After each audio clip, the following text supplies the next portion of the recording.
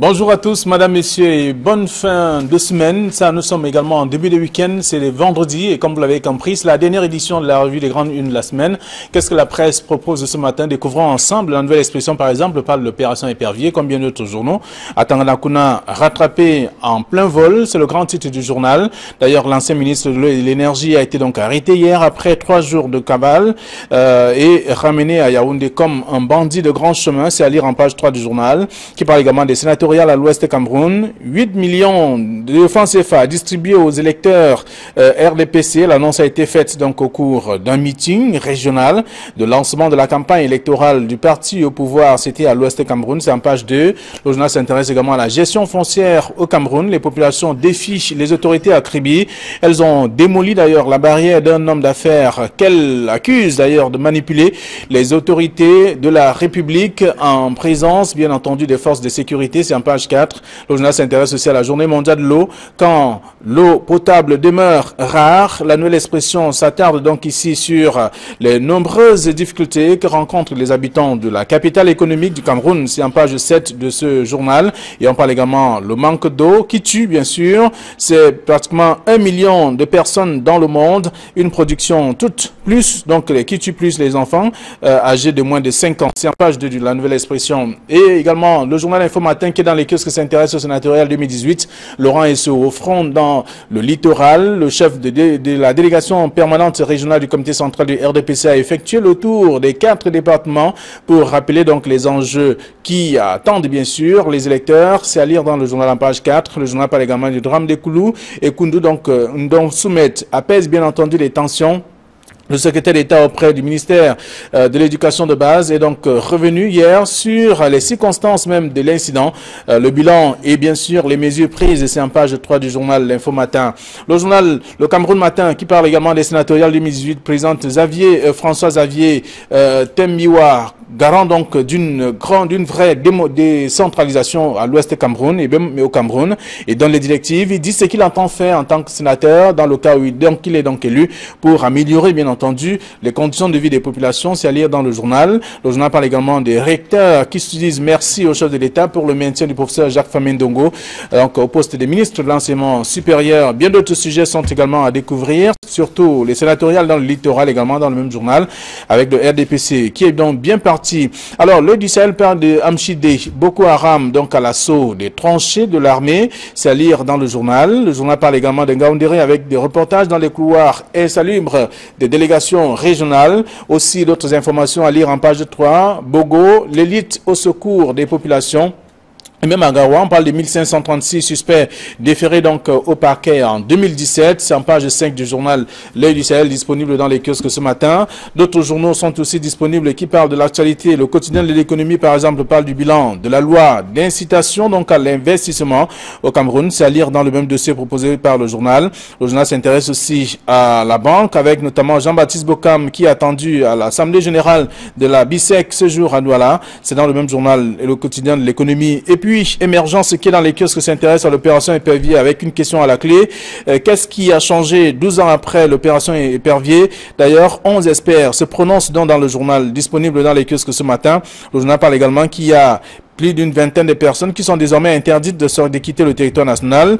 Ces personnes font partie donc d'une liste de 20 personnes déjà connues et dans le journal aussi disponible ce matin dans Émergence. D'autres informations sont à lire. Le Messager parle également de la même information, bien sûr, d'Atanganakuna qui a donc achevé sa course. En tout cas, il est revenu au Cameroun. L'ex-ministre de l'Eau et de l'Énergie a été donc appréhendé au Nigeria alors qu'on pensait qu'il était au Canada et à d'autres coins. Mais aujourd'hui, il est donc au Cameroun et le journal parle donc de ce dossier.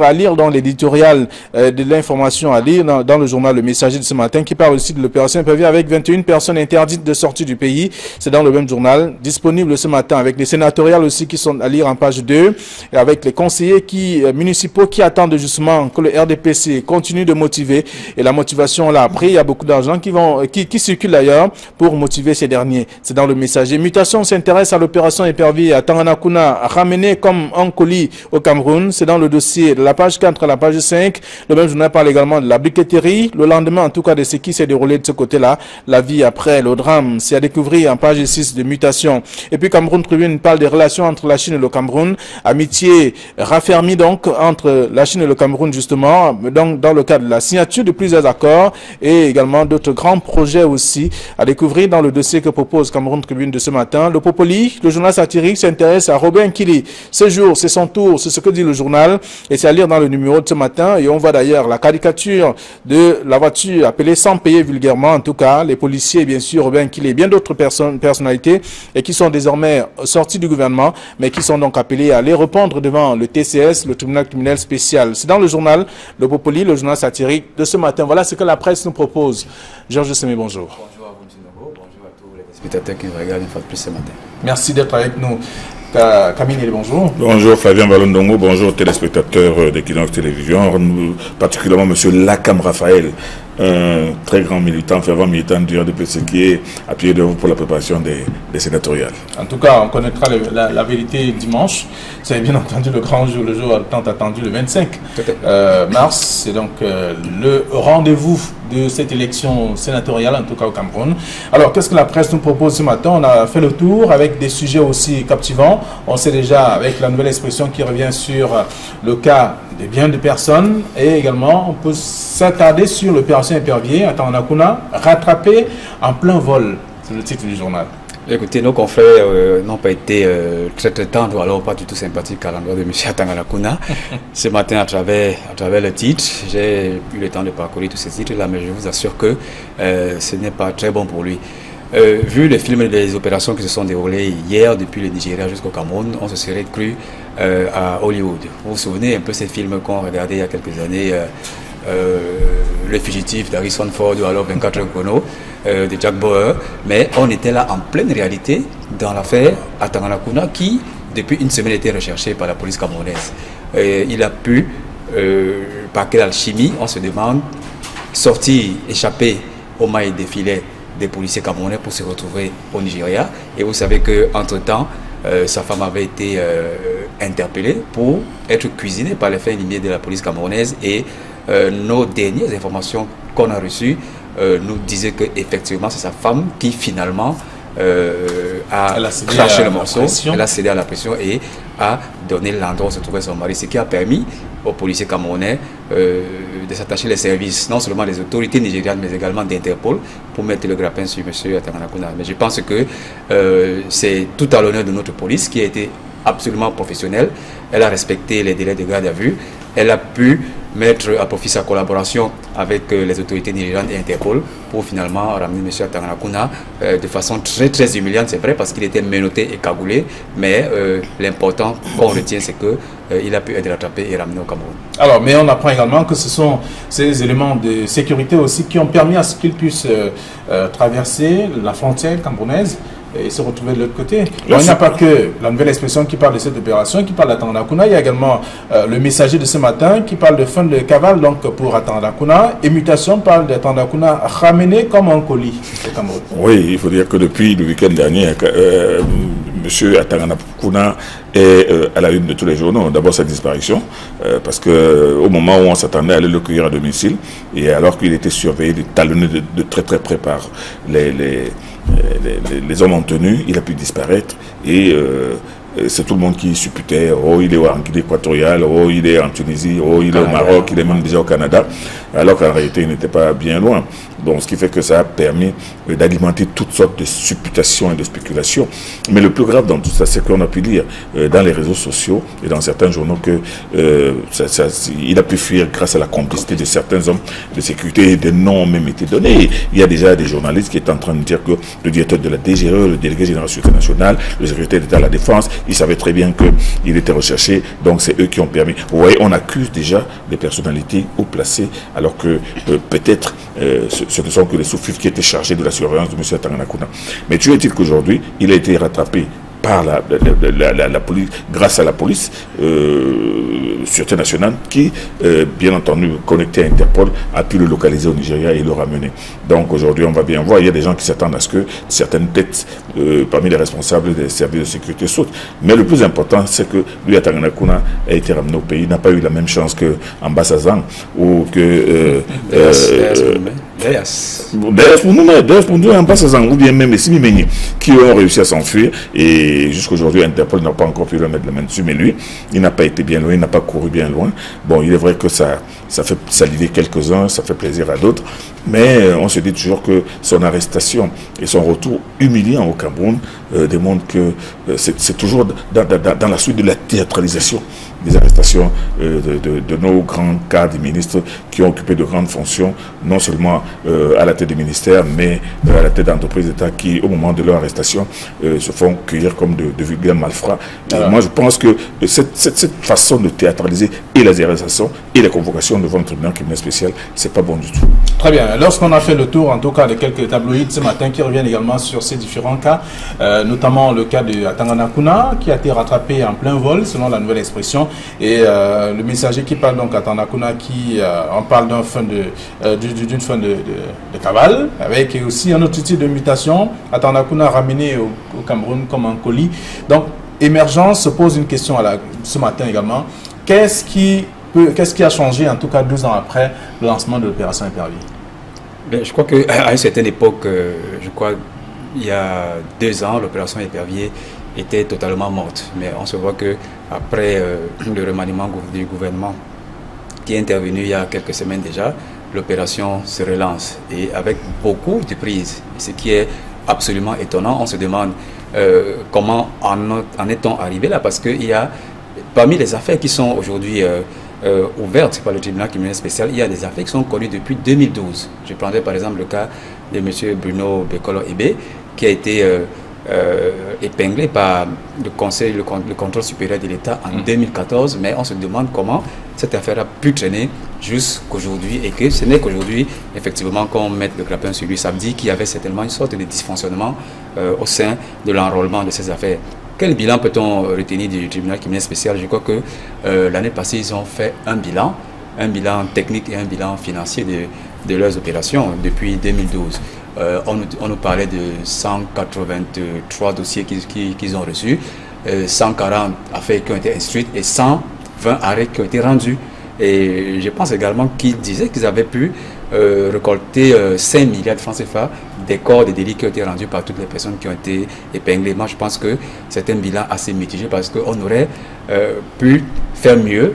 Il y a tellement d'affaires de corruption, tellement d'affaires de détournement de fonds publics qu'on aurait pu laisser le temps si l'exécutif ne s'introduisait pas beaucoup dans le judiciaire. On aurait pu laisser le tribunal criminel spécial faire son travail et aboutir à de meilleurs résultats que ceux qui ont été présentés. Mais c'est déjà louable qu'une telle institution existe. Et à côté du TCS, vous savez qu'il y a la CONAC, qu'il y a le CONSUP, il y a la NIF, qui devrait également rendre leur bilan. Parce qu'au niveau du CONSUP, il y a des sanctions qui sont portées contre les gestionnaires indélicats des travaux. Et dans ces sanctions, il y a les paiements d'amendes qui sont pris contre ces gestionnaires indélicats. Donc, les mises en débat.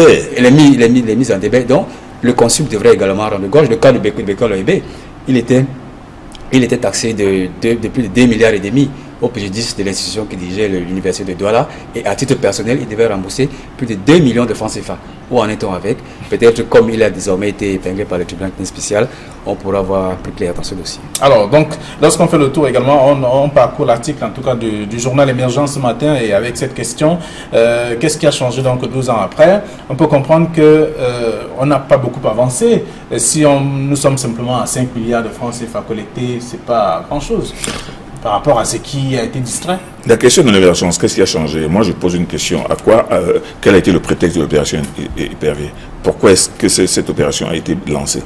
Il faut bien se poser la question, parce qu'il y a 12 ans, justement, on l'a souvent dit, on l'a ressassé ici, c'est au constat de ce que des Camerounais auraient des comptes à l'étranger qu'on a décidé de faire la chasse à ces comptes, d'aller les rechercher et d'arrêter les gens qui possèdent ces comptes et maintenant de s'attaquer à ceux aux prévaricateurs de la fortune publique. Bon, on a vu ce que ça a donné. On a même vu à un moment donné, le ministre Amadou a dit mettre à la disposition mettre plus d'un demi-milliard de francs à la disposition d'un expert artisanal, d'un consultant pour aller rechercher les comptes. On ne nous a jamais parlé du feedback. On n'a jamais arrêté quelqu'un en disant que ce monsieur avait tel compte aux îles Caïmans, aux îles Baléares, aux îles ceci, cela. On n'a arrêté personne avec un compte à l'étranger. Alors quand on nous dit aujourd'hui qu'au terme des arrestations aussi spectaculaires les unes que les autres, et avec des sommes faramineuses, vous entendez 2000 milliards, 300 milliards, 400 milliards, 300 milliards, on n'a pu récupérer que 5 milliards en l'espace de 12 ans. Ce n'est pas seulement maigre, c'est insignifiant. Maintenant, quand on regarde maintenant la procédure, le mode opératoire de l'arrestation de ces personnes, il y a des personnes qu'on arrête. D'abord, on les met en cellule, on les envoie en prison et ensuite on commence à monter les éléments de culpabilité. C'est extraordinaire. Il y a des gens qui sont en prison depuis 3, 4, 5 ans. Je vous parlerai par exemple de l'affaire Bouquet ou d'autres, où c'est seulement après 3 ans qu'on commence à dire que voilà, on commence à monter. Je pense que ce tribunal criminel spécial, sans lui donner la moindre leçon, devrait d'abord accumuler les charges, mais non, être sûr que cette personne est coupable et l'arrêter. Mais on a assisté à des arrestations aussi spectaculaires les unes que les autres. On convoque des gens, on les amène devant le tribunal criminel spécial le même soir, ils sont à Konengi, et le lendemain les journaux jubilent en disant que telle autre personnalité a Konengi, telle autre personnalité à Konengi. 12 ans après, qu'est-ce que ça a rapporté en réalité? Qu'est-ce que ça a donné? Est-ce que cela a réussi à démontrer qu'il y a eu la prévarication? Oui et non. Dans certains cas, il était flagrant, même quand ces personnalités étaient en fonction. Alors vous estimez que c'est la théâtralisation, en tout cas, qui n'apporte pas grand-chose? Non seulement la théâtralisation, moi je pense que c'est le déroulement de cette opération épervier. C'est le déroulement. Monsieur Atangana-Kounan, on parle de ces dérives managériales depuis la SNEC. On parle de ces dérives managériales depuis qu'il était nommé ministre pour la première fois. Mais jamais de la vie. Et ces dérives ont été dénoncées soit par des complices des abusés ou aigris, soit par la presse, mais la presse elle-même qui les a obtenus, de la NIF, du contrôle supérieur de l'État, de la CONAC et tout ça. Mais on n'a jamais rien fait. Regardez aujourd'hui, Monsieur Robert qui est convoqué devant le tribunal criminel spécial aujourd'hui et qui, nous dit-on, serait embastillé depuis hier soir. Il a été ministre des Transports, mais on a tout le monde à lui dans les journaux ce qui s'est passé avec l'affaire des avions chinois, la surfacturation absolument scandaleuse. Il est sorti du gouvernement, il a fait 3 ans dehors et c'est aujourd'hui qu'on l'arrête. Bon, vous allez dire qu'on est en train de monter ce dossier alors que le dossier était déjà établi, tout le fait était déjà connu. Donc on se demande si c'est seulement une opération ciblée pour certaines personnes, ou bien alors des personnes qui sont inculpées déjà reconnues. On me l'apprend, selon bien sûr la presse, la liste est longue. On sait déjà il y a une dizaine de personnes encore, et même des noms directeurs des universités en fonction qui sont aussi cités, et quelques doyens aussi. Donc c'est à lire dans la plupart des journaux ce matin. Alors lorsqu'on a fait également le tour, on reste sur cette question. Qu'est-ce qui a changé dans 12 ans après? C'est dans l'émergence, avec 11 experts qui se prononcent donc sur cette question. C'est dans le journal Émergence. On peut aussi se demander si l'opération épervier fait toujours peur. Voilà. Est-ce que ça fait vraiment peur encore? C'est une question justement. Alors autre chose, autre actualité, c'est aussi les sénatoriales. On sait le rendez-vous c'est dimanche, le 25 mars. La date très attendue par les conseillers municipaux qui entendent également en découdre avec certains candidats. On l'a vu. Mais déjà, on constate également que le RDPC a déboursé presque 8 millions de francs CFA pour ce qui est de la région de l'Ouest Cameroun. Et un argent qui va être distribué selon les départements. Et il se dit en tout cas que chaque conseiller devrait bénéficier de 50 000 francs CFA. Au sein de ce même parti, le journal fait savoir qu'on suspecte la corruption quand même. Écoutez, c'est le moins auquel on aurait pu s'attendre. Moi, je pense que même si le match est déjà presque joué, suite à l'occupation spatiale et à la puissance financière du RDPC, il y a quand même quelques poches où le RDPC devrait s'inquiéter, notamment à l'Ouest, comme vous l'avez signalé. Et je pense que les votants indirects du RDPC dans cette région ont été très approchés par certains partis de l'opposition afin qu'ils votent de façon à sanctionner les représentants sénatoriaux du RDPC dans cette région. Et c'est la raison pour laquelle, aux côtés de la hiérarchie politique du RDPC, on a justement vu qu'il fallait peut-être donner une petite enveloppe à ces conseillers pour les rassurer de ce que non seulement il faudrait qu'ils respectent la discipline du parti, mais également qu'on ne les oublie pas et que les mêmes habitudes qu'on a observées lors des élections antérieures, c'est-à-dire les législatives et les municipales, sont toujours les mêmes et qu'il faut glisser quelques enveloppes à des personnes pour essayer de les amadouer. Donc pour moi ce n'est pas une surprise, mais ça n'enlève en rien que le verdict est déjà presque connu puisque le RDPC s'en va au moins avec... non mais attention, il faut faire attention, on lit également dans la presse qu'il y a certains conseillers qui veulent sanctionner. Exactement, c'est pour ça qu'il y a dans cette les noms qui sont sortis par devoir. Tout à fait, c'est pour ça que le RDPC tente par cette approche financière pour essayer de taire un peu ces dissensions. C'est une stratégie connue du RDPC depuis de vieilles comme la création du RDPC. Donc, quand ils sentent qu'il y a quelquefois des tensions, quelque part, il faut non seulement demander que la discipline du parti soit respectée, mais il faut accompagner cette instruction par une petite enveloppe. On verra bien ce que ça va donner. Alors, il n'y a pas que l'enveloppe qui va moraliser ou tout au moins ramener certains à la raison. Il y a également que les partis de l'opposition qui font des aides à ces conseillers municipaux du parti au pouvoir, qui veulent aussi avoir quelques places. Flavien Valodongo, moi je ricane quand on parle de problème du RDPC dans la région de l'Ouest. Vous savez très bien que sur les 30 mairies de la région de l'Ouest, le SDF n'en a qu'une seule. Il avait 9 votes sur les mairies du RDPC. Comment voulez-vous qu'il y ait un renversement de tendance? La première des choses. Et vous vous souvenez très bien de ce qui s'était passé, c'est-à-dire que l'espèce de danse macabre qui s'était passée avec le SDF à cause de la non-conformité de la liste du SDF RDPC. Le SDF avait raflé les 7 sénateurs. Vous vous souvenez bien, il y a 5 ans. Et maintenant, on se retrouve donc avec une majorité. C'est-à-dire la majorité des sénateurs de l'Ouest, c'est les gens du SDF. Mais seulement quelques temps plus tard, quand ils sont allés à l'élection municipale, le RDPC a raflé toutes les mairies. Et aujourd'hui, ce sont les conseillers municipaux qui vont voter. Alors vous pensez donc que si le SDF n'a qu'une seule mairie, et que le RDPC en a 29, vous imaginez que la tendance peut être renversée de manière tellement spectaculaire que le RDPC va perdre. Non, soyons sérieux. Même si on assiste à cette opération charme, moi je dirais pas de charme. De corruption alors. Je sais pas, c'est une opération tout simplement de lobbying du sultan et des autres qui donnent de l'argent aux votants de manière de façon publique et visible. C'est un peu ridicule, ce n'est pas bien. Alors au sein du même parti, on apprend que c'est une forme de corruption en même temps. Oh, c'est pas de la corruption. Les autres appellent ça de la motivation. La motivation. Bon, ce qui veut dire pratiquement la même chose, mais seulement vous savez très bien que même sur tout l'échiquier national, la majorité, très grande majorité des mairies sont occupées, sont tenues par le RDPC. Et aujourd'hui, quand les gens commencent à dire que non, les listes du RDPC vont être combattues parce qu'on veut sanctionner les sénateurs, les sénateurs n'ont pas répondu aux attentes du peuple. Non, les sénateurs, l'élection des sénateurs n'a rien à voir avec les attentes du peuple. Très bien. Alors, on voit d'ailleurs qu'il y a François Xavier Tembiwa qui aujourd'hui, il dit qu'il est garant de la décentralisation, la vraie en fait. Dès qu'il est sénateur, tout va marcher comme sur les roulettes. C'est ce qu'on peut lire également dans le journal Le Cameroun Matin. Alors un mot pour vraiment pour sortir. On parle bien sûr de cette gestion litigieuse, en tout cas des affaires, des dossiers en tout cas au niveau de Kribi et dans d'autres localités du pays. Il y a Madame la ministre qui reste indexée par ces exactions. Bien, il y a une semaine, je faisais 2 papiers.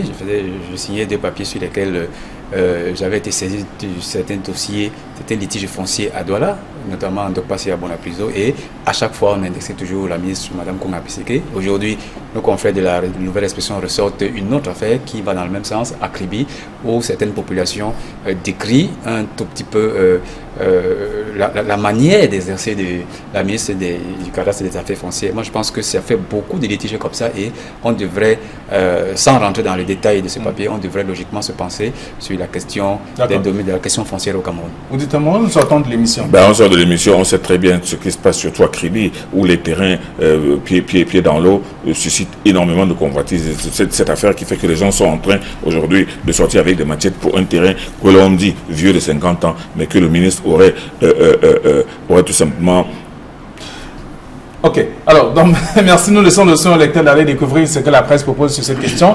Notamment, c'est en page 4 de la nouvelle institution parlant de gestion foncière, les populations qui défient les autorités à Kribi. Merci à vous. Bon week-end, chers messieurs. Bon retour à vos différentes rédactions. Les rendez-vous d'Equinox sont connus pour ce week-end également. Retrouvons-nous lundi, après le journal de 9h. Bon week-end à tous.